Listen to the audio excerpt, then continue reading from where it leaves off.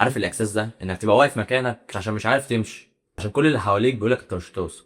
دي كلمه سمعتها فضلت جواك في دماغك، مش قدها، في احسن منك، بلاش يا ابني تضيع وقتك.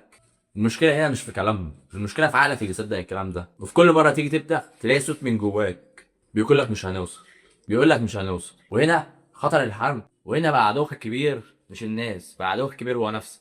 بس الحقيقه في الصوت ده مش حقيقي، ده متجمع من كل اللي الناس شكلته فيك. طيب انت بس متعود تسمع الكلام الغلط، والحياه عمرها ما كانت سهله ولا هتبقى سهله ولا كانت سهله. بس ده مش معناه انك تقف وتبطل، لازم تحاول وهتوصل. مش لازم تبقى اقوى واحد، مش لازم تبقى العب واحد، مش لازم تبقى افشخ واحد، بس لازم تكمل وتستمر.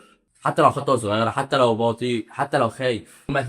المهم انك ما تقفش وتستمع للناس، عشان في يوم هتبص وراك وتلاقيهم كلهم وراك خالص في اخر الطريق، تكتشف انك كنت اقوى مما كنت انت متخيل، وان كل الكلام اللي كانوا بيقولوه بيكسرك، وكلام حتى لو لقيت نفسك ما كانش صح. شجع نفسك وانت هتكمل.